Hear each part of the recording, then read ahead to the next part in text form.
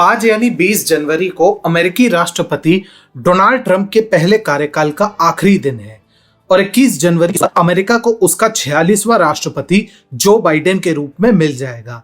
इसी के साथ ये प्रश्न खड़ा हो रहा है कि बाइडेन हिंद महासागर को लेकर क्या नीति अपनाएंगे।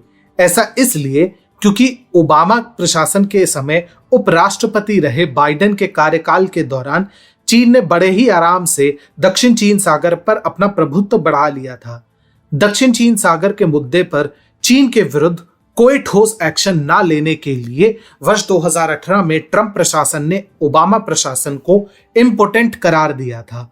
अब जब जो बाइडेन अमेरिका के राष्ट्रपति का पद ग्रहण करने जा रहे हैं, ऐसे में इस बात की पूरी संभावना है कि चीन उनके ढीले रवैये का फायदा उठाकर हिंद महासागर में भी अपनी पैठ बढ़ाने पर जोर देगा। हालांकि यहां भारत शायद ही चीन के इन सपनों को पूरा होने देगा, क्योंकि भारत सरकार हिंद महासागर की इकलौती और सबसे बड़ी सैन्य शक्ति है। ऐसे में बाइडेन के सुस्त रवैये के बाद भी यहां शायद ही चीन की दाल गले। आपको बता दें कि वर्ष 2009 से 2017 तक बराक ओबामा अमेरिका के राष्ट्रपति रहे थे और उनके कार्यकाल में चीन ने दक्षिण चीन सागर को लगभग अपनी मुट्ठी में कर लिया था। जिनपिंग प्रशासन ने न सिर्फ दक्षिण चीन सागर के कई द्वीपों को अपने कब्जे में कर लिया, बल्कि अपने विवादित 9 लाइन के दावों के अंतर्गत दक्षिण चीन सागर में कई मानव निर्मित द्वीप भी बना डाले। यहां तक कि अब तक तो ऐसे कई द्वीपों पर पीएलए ने अपने मिलिट्री बेस भी स्थापित कर लिए हैं। वर्ष 2013 में फिलीपींस के स्कारबोरो शोल द्वीप को लेकर चीन और फिलीपींस में बड़ा विवाद भी पैदा हो गया था और उसे लेकर फिलीपींस ने यूएन का दरवाजा भी खटखटाया था।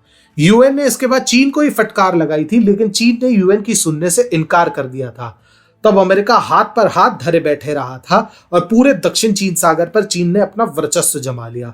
अब जब बाइडेन सत्ता में आ रहे हैं तो चीन को दक्षिण चीन सागर के बाद हिंद महासागर में अपना वर्चस्व बढ़ाने का बढ़िया मौका मिल गया है। ट्रंप प्रशासन के समय तो चीन के लिए दक्षिण चीन सागर में स्थिति मुश्किल होने लगी थी, लेकिन अब बाइडेन के आने के बाद चीन समुद्र में अपनी विस्तारवादी नीति को दोबारा पंख दे सकता है। हिंद महासागर के लिए अमेरिका के पास अभी कोई ठोस नीति नहीं दिखाई देती। अमेरिका और उसके अन्य साझेदारों के बीच हिंद महासागर की नीति पर अभी तक सहमति नहीं बन पाई है। ऐसे में चीन यहां बाइडेन के नरम रुख का फायदा उठाकर हिंद महासागर में घुसपैठ करने की योजना बनाना चाहेगा। हालांकि चीन के लिए दक्षिण चीन सागर की तरह ही हिंद महासागर में अपनी पैठ बढ़ाना इतना आसान नहीं रहने वाला। भारत इंडोनेशिया, फिलीपींस और वियतनाम की तरह कोई छोटी मोटी नेवल शक्ति नहीं है, बल्कि हिंद महासागर की सबसे बड़ी और प्रभावशाली शक्ति है।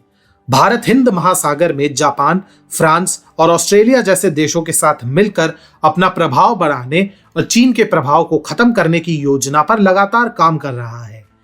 हाल ही में भारत ने फ्रांस और जापान के साथ मिलकर क्वाड के समानांतर एक अन्य त्रिपक्षीय फोरम को लॉन्च करने की घोषणा की है। ऐसे में हिंद महासागर में भारत की मर्जी के विरुद्ध चीन के लिए तो छोड़िए, किसी परिंदे के लिए भी पर मारना बेहद मुश्किल रहने वाला है।